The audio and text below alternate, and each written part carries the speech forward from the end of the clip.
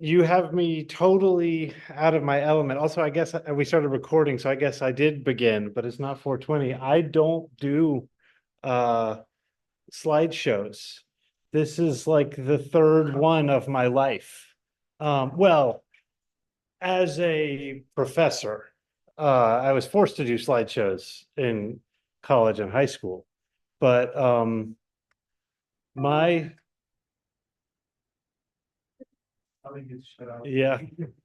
Look, I'm happy to shut up. Uh, this yeah, okay. Am I on the screen correctly? Yeah. So this is the first slideshow I've given this semester. So my students have not seen the slideshow. I mean, that's not true. I gave this to them um to practice. They liked it. Are we ready to start? Yeah, please. Okay, let's start this RCS segment, please. Thanks for attending today. And today's presenter is Graham Culbertson, and his presentation is Miyamoto's Pikmin, and we had his summary, he discussed about the David Grieber discussion on the Miyamoto. It's a very good perspective. And before we start today's presentation, we like to confirm the after the today's seminar. Could you? Yes. We're thinking of going somewhere to have a dinner after the seminar, maybe close to Hakubacho. Who would like to join the dinner? I'll join.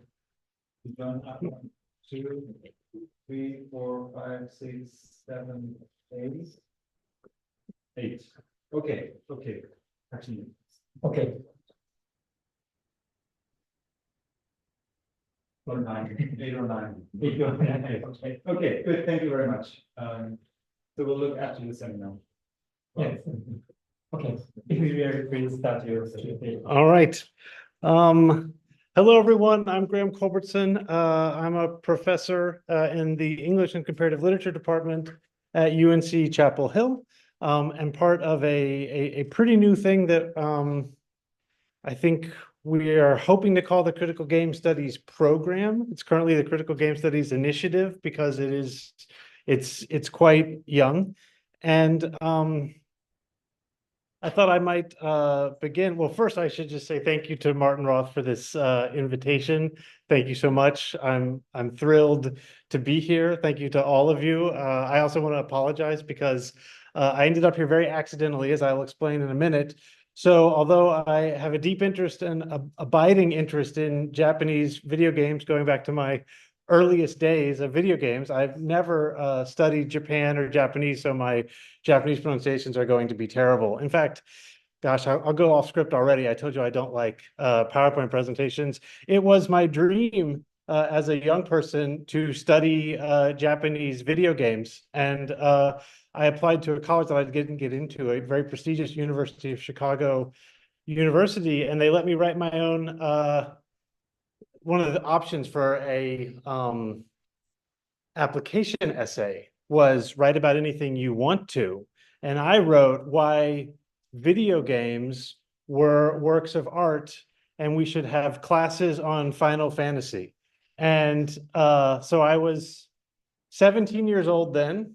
I did not get into the University of Chicago. I was told by everyone that I had no chances to study Japanese and that video games should not be studied at all.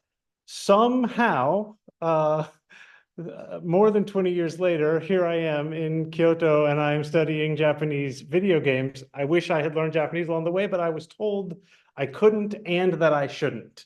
So it's a little late now.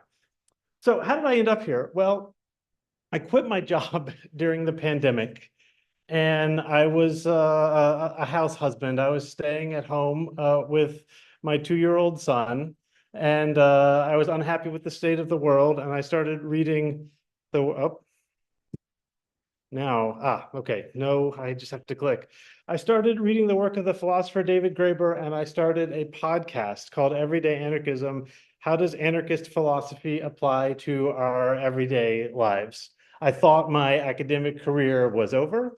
And then I was contacted by my old department, the place I got my PhD, the English and Comparative Literature department at UNC, and they said, can you come back to teach first year writing, composition? And I said, okay. And they said, oh, by the way, we started this new thing. Can you teach video games as well? And I said, okay. I said, I'll try. I don't know. How does one teach video games? So this is our program. It's very cool. We have a game room where professors and graduate students in the English department and from all over the university can come and teach classes. We even have someone from international relations doing war gaming this semester. We're trying to be the center of gaming at UNC. Well, I guess we are the center of gaming.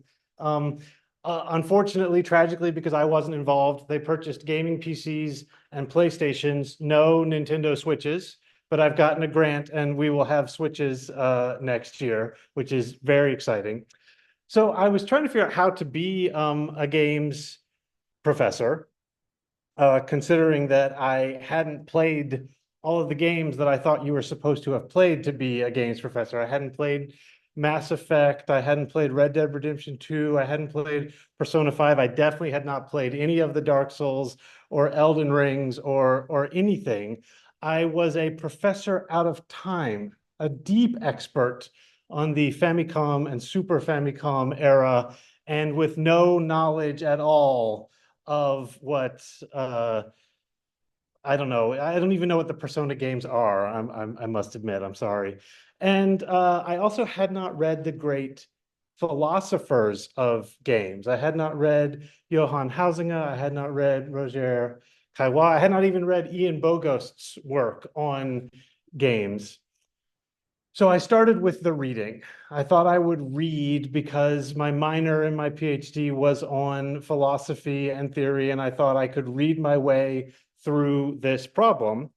And as I was reading, I thought that a lot of the philosophy of games that I was reading was very relevant to the Famicom and Super Famicom era of games that I was playing. And so since I knew how to make a podcast and I knew philosophy and I knew Japanese video games from 30 years ago, I tried to put all that together.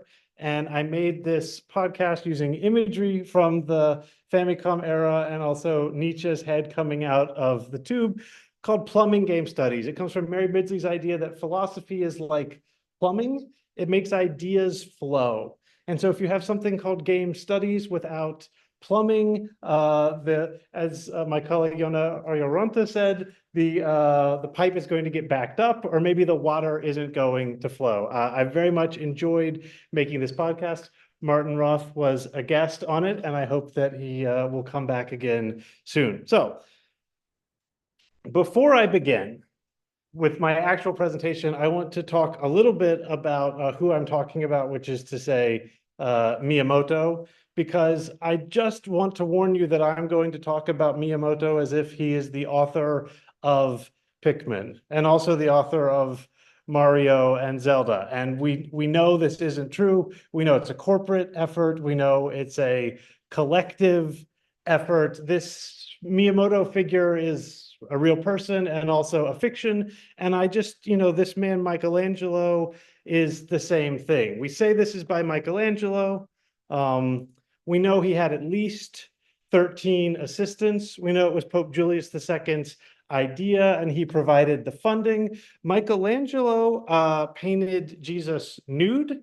And this artist, I don't know how to pronounce his name, Daniele da Volterra, was hired later to cover up all of the nudity. So definitely this thing draped over Jesus's lap, let's say, was not painted by Michelangelo. Nevertheless, we just say Michelangelo, and there's all sorts of problems with that. But I also think as long as we're going to say this is by Michelangelo and Citizen Kane was by Orson Welles, we should say Pikmin is by Miyamoto. This is especially complicated because, Miyamoto does not have the full primary director credit on, I'm not sure if he has that credit on any of the Pikmin video games. So we might, if we were adopting this art history, say that it's by Nintendo or from the workshop of Miyamoto, or in the style of Miyamoto, but just be warned, for the purposes of this presentation, Shigeru Miyamoto made Pikmin, but also I don't want to suggest that he did it by hand, nor do I want to suggest that Michelangelo painted the Sistine Chapel by hand by himself. These are fictions we use to make sense of art, and that is a fiction that we will be using in game studies, at least for as long as we're using this fiction in film and art. For topics, the first one is kind of long and dense. It's the theory that I'm using from David Graeber. What's the point if we can't have fun? Then I want to talk about Pikmin and game studies, Pikmin, Darkness, and Dark Souls. I found out that Martin Roth is a big fan of Dark Souls. I have some critical things to say about Dark Souls, so we can talk about this soon. Finally, a field about fun. And finally, I want to say I will probably talk too fast, but I've prepared a substantial presentation, but to leave as much time as I can for conversation and questions. You know, the reason why I don't do presentations is because I view them as hierarchical. I am here are the answers, you take it from me. I much more prefer the anarchy of conversation, which is why I like podcasts and class discussion. So I'll try and make room for anarchy at the end of this talk. All right, what's the point if we can't have fun? I'll go back. I won't read you the slide yet. I'll tell you the story first. So when you were in graduate school for me at least, in English, the key thing that you learned is that you hate reading books. The reason why you go to graduate school in English is because you love reading books, but then once you get into reading books, you start hating them once they go through the academic apparatus. And so I got this great quote from this writer, Francine Prose. She's now a famous novelist, but she started off as a graduate student, and she couldn't get anyone in her grad program to read Gabriel Garcia Marquez's 100 Years of Solitude because they were so busy being academics. And she saw this as a damning critique of them and everything they stood for. It was so much more juicier and more alive than the pretentious seminars designed to make literature seem competitive, arid, and joyless. This is my first fear about game studies. I think it is bad that people love literature and then they go to school and take classes on it and they stop enjoying it. How much worse is it if it's games, if it's play? The point of games is to have fun. And if our game studies makes games not fun, then I'm nervous. So I'm trying to figure out a way to bring the fun back into game studies. What's the point if we can't have fun? If you think about something like Red Dead Redemption 2, it's a very popular game, and there's all sorts of analyses in it in game studies that are about race and colonialism and gender and violence. The same sort of thing for something like Persona 5, a different set of concerns.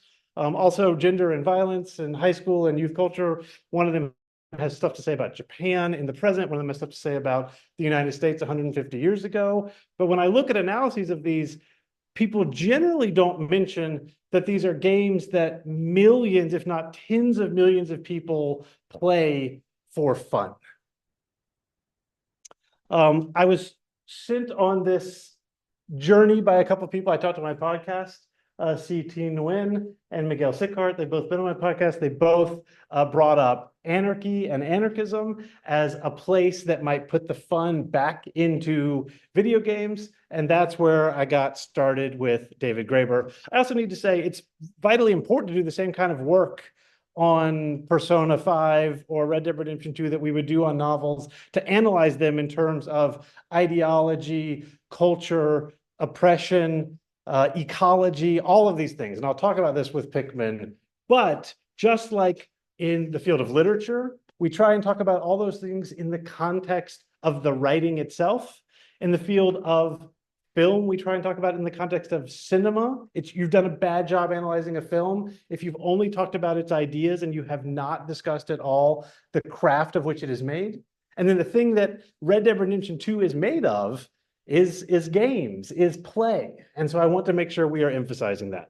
Now, this is a very strange quote. This comes from this book called The Dawn of Everything by David Graeber and the archaeologist David Wengrow. And they think, and I'm not qualified to judge this, but they think that every society up until, oh, I don't know, 5,000 years or so ago, had these three guaranteed freedoms. The freedom to move away or relocate from one's surroundings, the freedom to ignore or disobey commands, and the freedom to shape entirely new social realities. Essentially, society itself, according to Graeber and Wingrove, was similar to kids on a playground. You play the game of tag until enough people walk away from the game of tag or say they want to play a different game. And if enough people want to play a different game, they say, the civilization just collapses. That's how flexible they say these ancient civilizations were.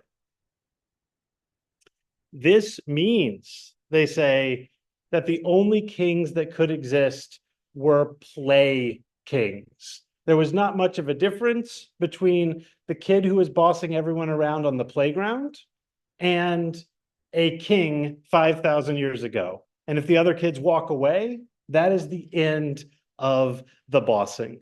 Similarly, they say a police force that operated for only 3 months of the year and whose membership rotated annually was in a certain sense a play police force, which makes it slightly less bizarre that their members were sometimes recruited directly from the ranks of ritual clowns. I'm starting here rather than what's the point if we can't have fun, because I wanted to bring up this idea that Graeber and Wingrove suggest that play similar to the play of children and the freedom of play is in fact the foundation of all of human relationships. Everything starts off with this sort of playground thing, and therefore the state itself, government, society, civilization, whatever you want to call it, is more like kids on the playground than something like the story that Thomas Hobbes tells, that there's violence constantly, and finally there's someone who argues that if everyone doesn't stop the violence, they will do violence to everyone else. And so civilization comes from coercive violence. This is the standard narrative from political theory. Graeber and Wingrove say, what if civilization is more like a game of tag that we started playing and we kind of forgot that we could walk away from the game of tag? If this is true, and I'm not qualified to say whether it is or not, then the study of play is not something superficial, irrelevant, extra. The study of play actually should be the central thing in the entire field of the humanities and the social sciences. This is an enormous provocation. I cannot speak to it, but I wanted to put this out here as a potential reason why we should study play. And I do have a colleague whose name I will now mispronounce, Aris Politopoulos at Leiden University, actually an archaeologist who's working on this idea. It's really fascinating stuff. Finally, let's get to what's the point if we can't have fun.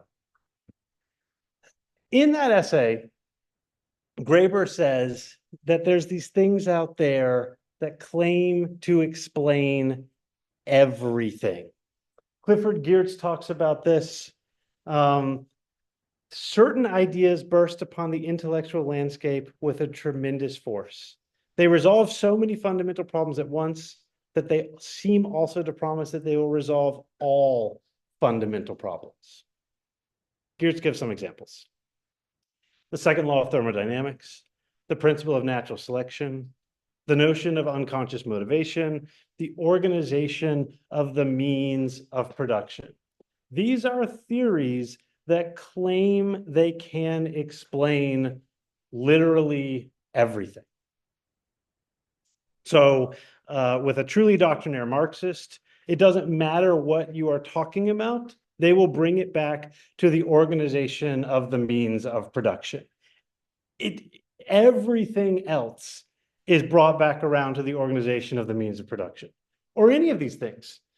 And Geertz says, if we go back to this quote, they resolve so many fundamental problems at once, they seem also to promise that they will resolve all fundamental problems. But then we grow up. As we become familiar with the new ideas, our expectations are brought more into balance with its actual uses. A similar idea no longer has the grandiose, all-promising scope, the infinite versatility of apparent application it once had. This is Geertz's narrative. Geertz, a anthropologist who David Graeber really dislikes. And although he doesn't quote Geertz here, I think he might be referring to him because Graeber says that's not true. Certain people hold on to these ideas and continue to claim that everything can be explained by a few ideas. These are the big two that Graeber cites as still holding on. Adam Smith's Wealth of Nations, everything comes down to money. Darwin's On the Origin of Species, everything comes down to natural selection. The funny thing is these are actually not different ideas. We're now into this article by Graeber, What's the Point If We Can't Have Fun? Charles Darwin borrowed the term survival of the fittest from the sociologist Herbert Spencer, that darling of robber barons. Spencer was struck by how much the forces driving natural selection in On the Origin of Species jibed with his own laissez-faire economic theories. Competition over resources, rational calculation of advantage, and the gradual extinction of the weak were taken to be the prime directives of the universe. Prime directive is a term from Star Trek. Graeber just threw that in there because he liked Star Trek and he liked having fun. Graeber is an example of the kind of academic work that is fun. So this idea is that, and I mean, Darwin was quite clear about this, as was Spencer, that their economic theories and their biological theories actually came from the same place. Darwin read Malthus, who had an economic theory of why everyone was going to starve, and Darwin used that to come up with the idea of natural selection. And these ideas are so entrenched that when I taught Graeber's piece this semester, my students were like, this is cute and all, but we know that natural selection has to be behind whatever it is. This Geertz's idea that these ideas go away, I have American undergraduates in the year 2024 who say, okay, but natural selection is behind everything, and then economics is just natural selection, when humans have put some numbers to it. Graeber says in Richard Dawkins' book, The Selfish Gene, which is the preeminent work of this synthesis, insisted that all biological entities were best conceived of as lumbering robots, programmed by genetic codes that for some reason no one could quite explain, acted like, quote, successful Chicago gangsters. So the idea is that one of the periods that's looked back on in human history as one of the most violent and chaotic, the Prohibition era 1920s Chicago, which is a byword for violence, is not an exception, is in fact all there is. And if there's anything else, peace, play, joy, harmony, that's an illusion. If you dig deep enough, you will find nothing but violence. Science demands a rational explanation. And the only rational explanation, right, is the idea of, increasing your, let's say, resources. If we were watching humans do it, we would describe it as selfishness or greed, but animals just have no choice. That's all they do. And then the field of economics is just to say, oh, this idea that everything is constant competition for scarce food or reproduction, it's the same thing. Humans just dress it up a bit. It's even worse now. The neo-Darwinists assume not just a struggle for survival, but a universe of rational calculation driven by an apparently irrational imperative to unlimited growth. I don't think I need to tell you that this is not working out well for humanity and the planet.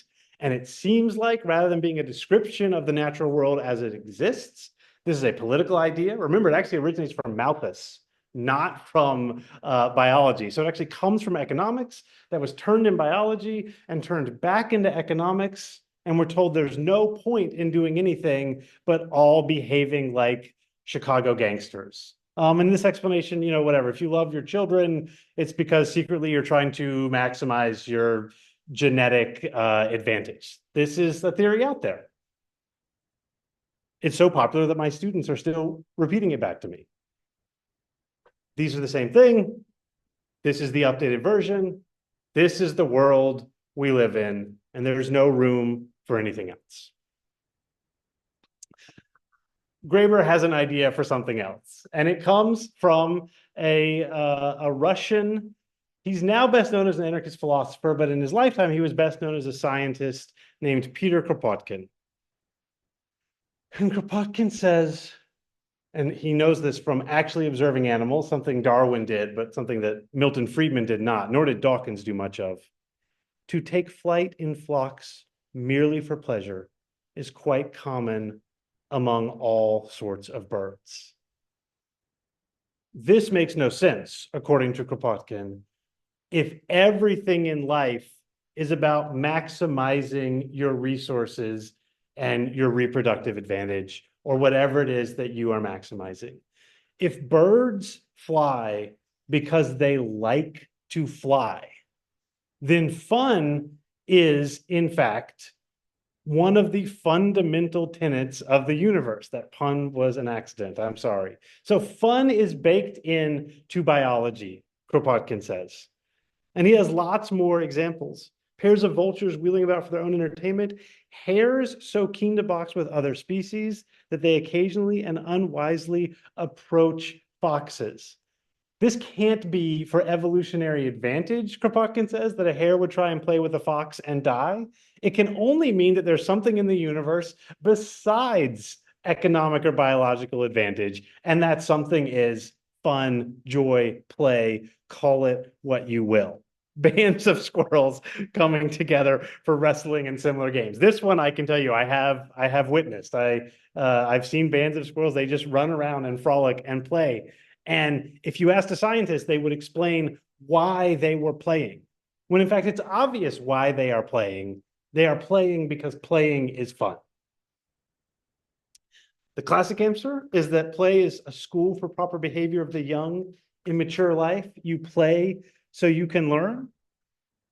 But that can't be everything. It doesn't explain why hares box with foxes. It doesn't explain why birds fly, something that's incredibly expensive if you're trying to think of it in terms of resources just for fun.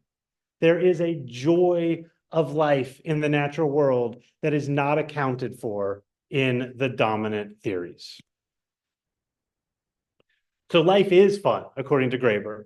To exercise one's own capacities to their fullest extent is to take pleasure in one's own existence, and with sociable creatures, such pleasures are proportionally magnified when performed in company.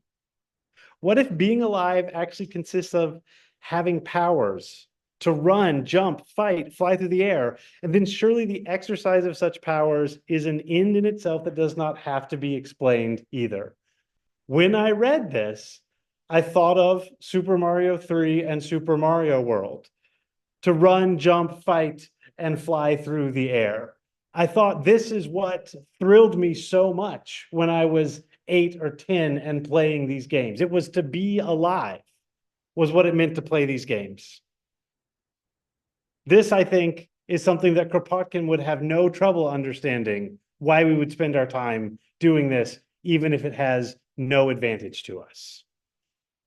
Pixelated image. Okay. So what this means before I get to Pikmin is that we need to understand play. We need to understand how play fits into games. And we need to use game studies as an alternative to a dominant theory that says that play doesn't exist in the world, or if it does, it's just for money. And you can do game studies this way. You can study which games, make the most money, right? In the same ways that you can do chemistry in order to make new compounds to make money, or you can do psychology in order to become a better advertiser. But that doesn't explain why students major in English, for example, even though everyone tells them they're not going to get a good job and make money in English. And it's because that's what they want to do. They want to exercise their capacities. And I'm worried that game studies is going to be a field like the one that Francine Prose described without a lot of fun in it. This is a call for papers that I grabbed from DIGRA. It's just a random one. There's nothing wrong with it. I approve of everything they say they want to study. Representation or performance of race, class, gender, gaming culture, game advertising, space and play in games, mobile gaming and localization, game genres. The problem is almost none of these have anything to do with what makes games fun and why someone would play games.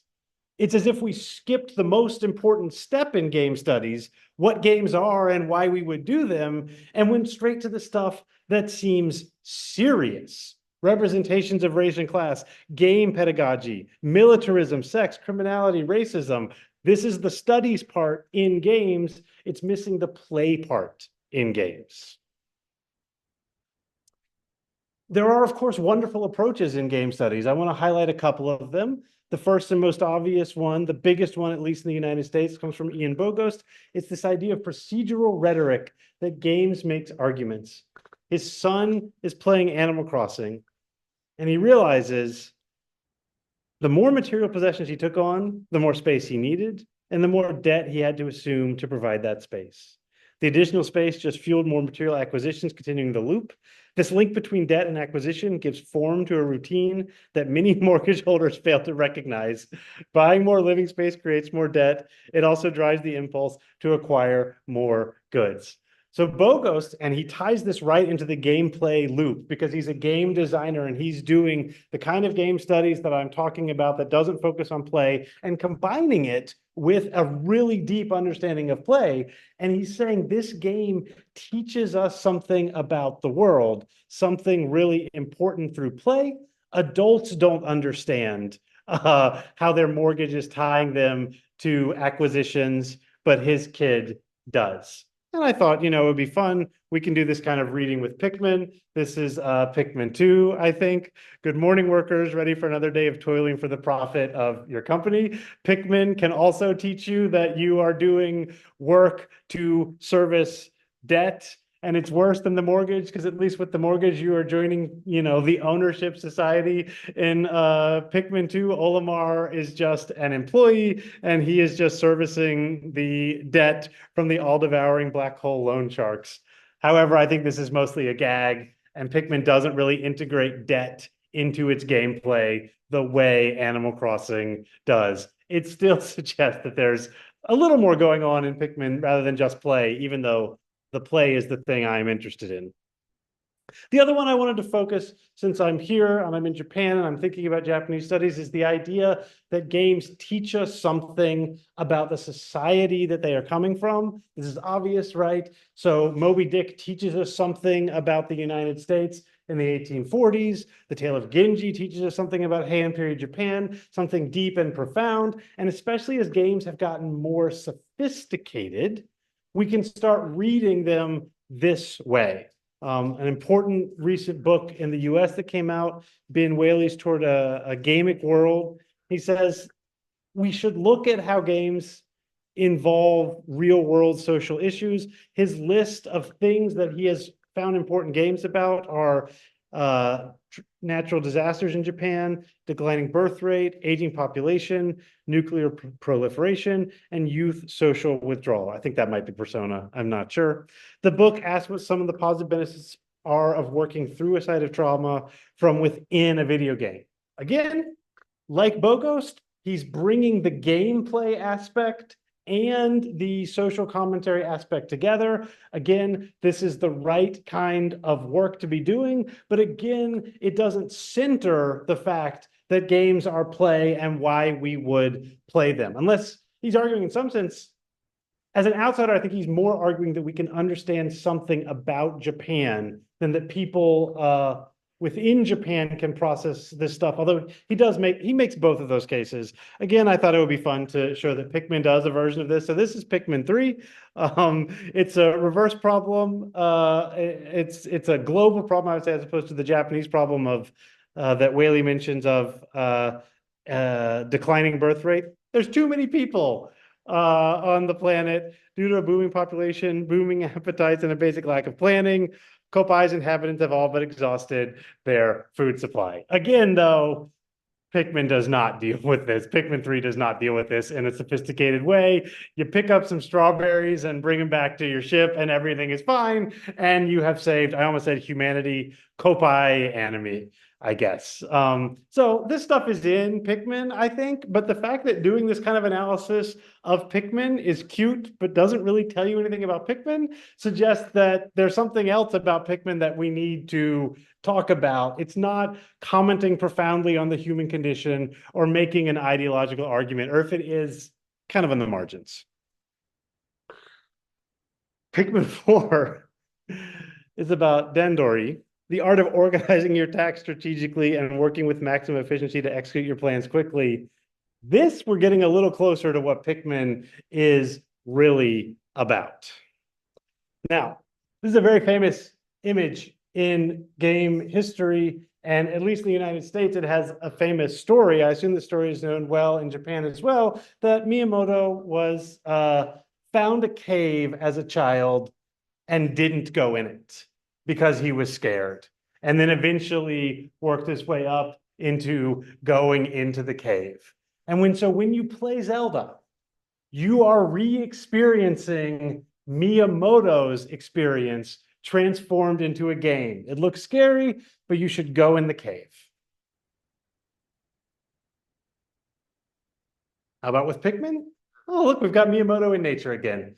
Simply put, the idea was something that I came up with while observing ants in my garden.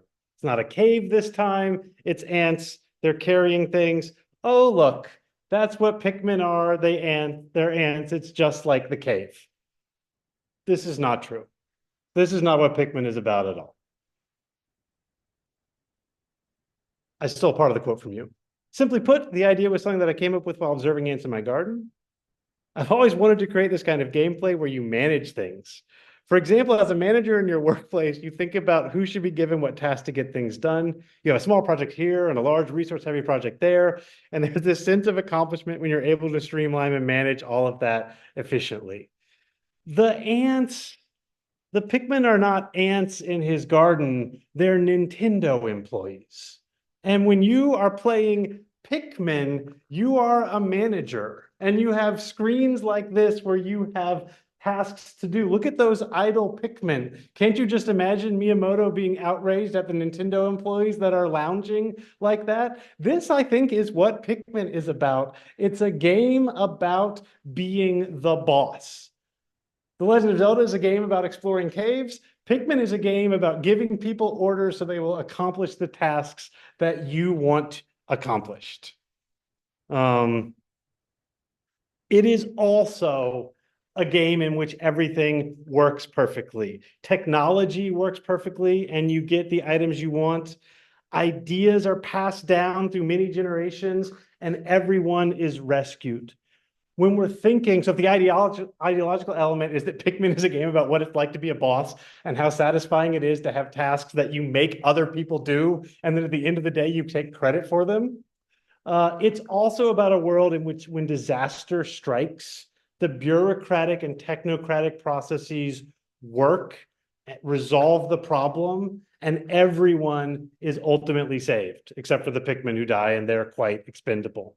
So I think it is in some ways Pikmin 4, which came out after the 311 disaster, is in some ways an idea, a utopian space where the processes set up to defend against disaster work. Ben Whaley writes about games where the trauma must be processed. Pikmin 4 wants to take that trauma and say, don't worry, it'll be okay. But in fact, it's not okay in Pikmin. It is not okay at all if you are a Pikmin. If you are a Pikmin, there is a good chance you will die. I call this Pikmin as Souls-like because, well, in the United States at least, a lot of game studies focuses on the Souls-like games, and it focuses on how hard and dark they are. The interviewer asked Miyamoto, Pikmin die if you make the wrong decision, so there may be some fear of losing them. In Dark Souls, you don't die, but what you do is you overcome. This is a famous YouTuber's quote about the thrill of Dark Souls. The whole world is your enemy. You resort to your wits and reflexes simply to exist. You achieve existence and you grow strong and thrive to put the boot to those who would challenge the raw and unalterable fact of you. I also think Pikmin is the exact same thing. You start off with just one little Pikmin and their existence is challenged, and you get to murder Bulborbs and other creatures and turn them into more Pikmin. Pikmin, I think, has a lot in common with Dark Souls. Except, again, that you die. In Dark Souls, you don't die. In Pikmin, you don't die either. But in Pikmin, the Pikmin die. And when your Dark Souls character dies, they just pop right back up again at the nearest fire, and you get to do it again. When a Pikmin dies, their soul rises up, gone forever. They make a horrible noise, and the game records their death for the rest of the game. That number is always staring at you. Death has no meaning in Dark Souls. Death in Pikmin is brutal. I think actually Pikmin shares a lot with the famous view on nature expressed by the filmmaker Werner Herzog. I'm going to try and play this video now. I don't know if I have the technology set up to work. If not, I'll just try and give you the gist of it. I want to warn you, you're going to watch a parrot get butchered in this video. So just close your eyes if you do not want to watch a parrot get butchered. We have the sound set up. Sanity. It's just in nature here is vile and base. I wouldn't see anything. I didn't think to ask if we were set up. I guess I'll let it play for the people watching it. Here, I would see fornication and asphyxiation, more full of obscenity. It's just in nature here is vile and base. I wouldn't see anything erotical here. I would see fornication and asphyxiation and choking and fighting for survival and growing and just rotting away. Of course, there's a lot of misery, but it is the same misery that is all around us. The trees here are in misery and the birds are in misery. I don't think they sing, they just screech in pain.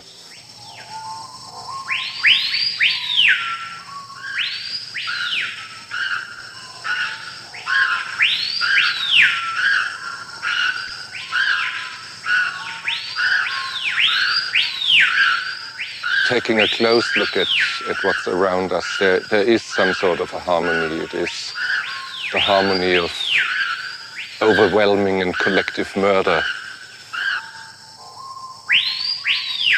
But when I say this all full of admiration for the jungle. It is not that I hate it. I love it. I love it very much. But I love it against my better judgment. I almost grabbed some Pikmin and put this quote over it because, and the ant is a clue, right? The ant carrying the little feather. Pikmin is the harmony of overwhelming and collective murder. And yet I love it against my better judgment. Pikmin is a game in which your little creatures have been slaughtered by everything, and then you use them and slaughter everything else in the natural world until the world is nothing but Pikmin. I think Pikmin is about two things. It is about what it's like to be a manager, and it is about how the natural world is an unrelentingly terrible place, and yet it's so much fun.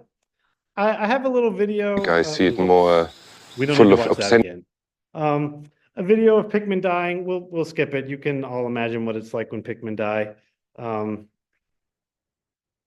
So why then does Pikmin not get the Dark Souls treatment? Why is it not taken seriously?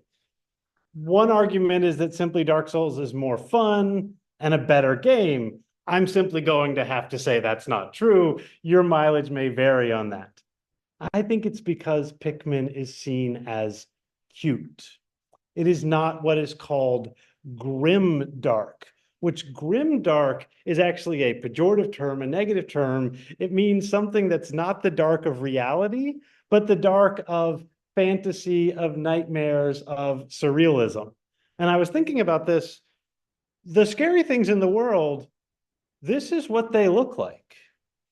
And in fact, this is what the scary things in the world of Pikmin look like. It's just not scary because you're not a Pikmin. You're a Miyamoto style boss, and they are dying for you. When you compare this to something like the evil things in Dark Souls, they don't fit in very well with the tiger and the snake. Dark Souls is about the horror of the human imagination. Pikmin is about the horror of the natural world.